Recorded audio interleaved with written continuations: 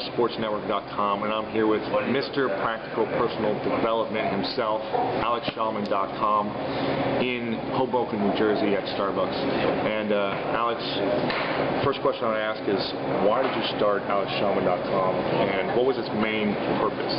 Alright, so I started Shalman.com almost 2 years ago. It was December 15th, 2006. I remember the date. I celebrated like an anniversary now. And at first, I didn't have a vision for it to become what it is now. I didn't think that I was going to be writing, freelancing, doing radio appearances, magazine appearances, or have my own podcast show. All I wanted to do was read books on personal development, get my own experiences of personal development, and journal them. I figured, you know, I'm journaling anyway. I'm writing this stuff down. Why not share with other people? See, most people in America, and I'm going to go on a tangent here and say anywhere in the world, they don't read books. You know, I was reading something like 3% of Americans have a library card. They don't read. And, you know, for a lot of people, it's just intimidating to pick up a book that's 300 pages and learn something. So if I can read that book and in 500, 1,000 words, make a list and tell them exactly what I learned, exactly the important points, how they can apply it for their life, then, you know, I think I've succeeded one person at a time. And I think, you know, with 60,000 readers a month now, we definitely met that goal. Right. And so it's been up for 2 years now, right there, or close to 2 years? Yes. Close to 2 years. 60,000 readers a month, right? Yes. And it evolved from being a journal per se, and now it's kind of like this personal development, you know, explosion, I guess, that's on the internet. Thousands of people are reading it, they're subscribing to it. You've got your first ebook out, right? So now you're an author. That's right. And one thing you like to do a lot is you're starting to do more podcasts with some of like the top expert bloggers, pro bloggers in the world, right? You did Steve Pavlina recently. Yes. You did CD Baby guy. What's his name? Derek Sivers. Derek Sivers, CEO of CD Baby. And what's the reason for reaching out to these individuals to podcast? How has that helped your career? How has that expanded your reach, your readers, and what's the importance of it? Okay, well, the purpose of reaching out to them is twofold. One is networking, and the other is to get an expert opinion or advice that my readers and listeners and I can learn from. So as far as networking goes, if I'm getting in touch with the people that are like the best, like people that I admire, people that have a reach of, I don't know, like Steve Pavlina has 2 million monthly readers, and I'm developing this relationship, then, you know, that's the more benefit for both of us. He gets to be on my really cool podcast show, and, you know, his listeners become my listeners. Right. Just like that. And as far as getting expert opinion, I mean, you can't beat it. You get this guy, he just sold his company for $22 million on my show, and he tells you exactly what's important to becoming so successful. You know, I don't have a company that was making $100 million in sales, so I can't share that experience with my listeners, but right. he can. Right, exactly.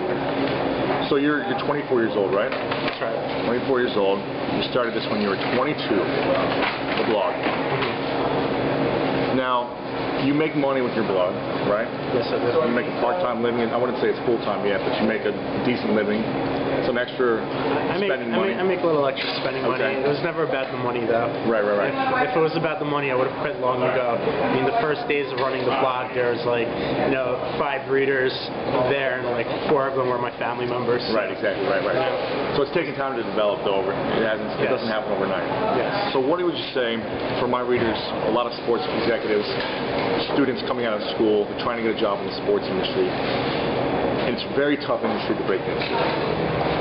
Would you say it's important to create a blog or something on the web, have a presence, or build up a social networking site to differentiate yourself from the other people that are trying to get the same job at ESPN or Adidas or wherever it may be? Is it important to create your own blog to have your own voice and build your readers, to build that brand equity, or are there some other things you can do? So, yeah, having having a digital footprint is absolutely important. You can ask any marketing experts, read some Seth Godin books. Yep. Being online is like mandatory. Now, if you're not doing it, and someone Googles your name, like, who are you? Right. If someone writes something bad about you, they can be #1 on Google, and you have no control over that. So you want to have a blog. A blog is the easiest thing you can do. You can basically dictate what's written on the internet about yourself, and you can use it as a platform to get onto things like LinkedIn, which is your specialty. Right. You know, you want to say what you're all about. You want to give people a really good representation of, you know, why should they hire you? Why should you have a job? Sure. And, you know, other reasons for blogging, if you're not making money directly from your blog, you can still get consulting gigs. Yep. Same thing with LinkedIn, right? You get several $100s an hour now to consult on LinkedIn. Yep. I just got a free session. That was awesome. Okay, and so one thing I like to talk about is the art of the hustle. So if people don't know what the art of the hustle is, it's really about doing whatever it takes to get out there. Like me, when I travel, I try to meet with as many people as possible that I talk to online or via phone, email. That's how we met up. We met up for the first time today after I emailed Alex a few times and talked to him on the phone and things like that. So how was email stalk? Right, exactly. Comment on his blog, things like that. So, in your opinion, how important is it? I would say that you're an expert at the art of the hustle, achieving hustling status, right? Why is it important to do whatever you can to get yourself out there, to network with people? Talk about a little bit about the art of the hustle, how you can be successful doing whatever it takes to get out there in your niche. All right, so if by art of the hustle you mean forming relationships with people, that's clearly really valuable. And like you said, we're meeting today in person for the first time. Yep. I've traveled to New York City on several occasions to meet up with Steve Pavlino, Darren Rouse, and other people in the blogging world. Experts. Yeah, they're experts in the field. So, you know, I go out there, I meet them. And once you form that relationship, it's different than commenting on their blog or shooting them an email. You know, you shake someone's hand, you chat with them for a couple of minutes, like, they really know who you are. You're not just a faceless, nameless person that's their fan. Right.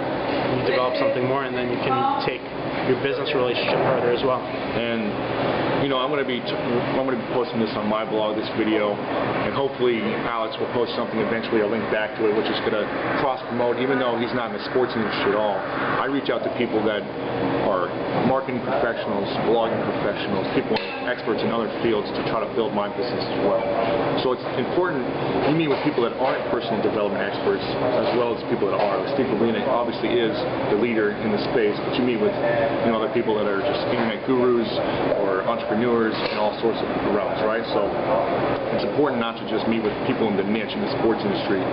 Like Alex he knows nothing about sports, but he knows a lot about blogging, relationships, networking. I know less than nothing about sports. Right, exactly. So it's important to reach out beyond your network of your niche. And so it's kind of a little bit what we're talking about.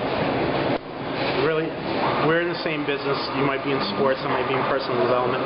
We're in the business of connecting with people. Exactly. And that's the most important thing. What is making money? What is being online? It's all about connections. What you're doing with the blog, per se, you're connecting whatever information your readers are looking for to the readers. And then you're taking advertisers and you're connecting them to your readers. And it's all about making connections, all about relationships. I talk a lot about relationships on my blog. I just wrote a book, How to Get a Girlfriend, and while it just sounds like like a pickup artist book, it's not like that at all. It's about forming any kind of relationship, whether it's business, personal. Right, exactly. So you can get your book at alexshalman.com for free, right? That's right. Download it for free. That's right. Just sign up to the newsletter and it's emailed to you directly. Okay, perfect. And last question, where is alexshalman.com headed in the future? What's the next big step? Where do you see it in 6 months? What's the latest thing you've got going on? Where are you taking it? Okay, so I like where it's been headed so far. I'm making videos. I'm doing my podcast show, and what I want to do is take that podcast show to the next level. Basically, being able to get really high-profile people on the show is all about networking skills. And I've written about networking so much in the past, and this is basically me putting my money where my mouth is. And you'll be able to see, really great people on there. Right. And it's going to be fun. Right, cool. That's it. Cool, very cool. Well, I guess one last question. What's the number one quality, whenever you talk to these successful entrepreneurs and business owners, what's the number one quality that they all have that makes them so successful?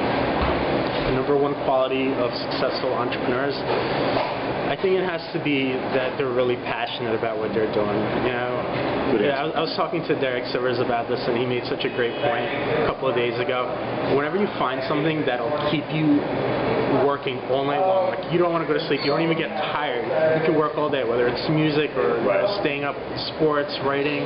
For me, I'll get into a good article, I can stay up until 3 a.m. and then wake up at 5 a.m. to continue writing. It's just, it's a great feeling. And when you're doing what you love, just keep doing that. Exactly. When people say, what would you do if money was not an issue? If you had all the money in the world, what would you do? Do that, and the money will come, right? Don't you think that? That's right. Very cool. Well, this is Alex Shalman at alexshalman.com, SHALMAN. And check out the blog, check out the ebook, and we'll see you on the flip side.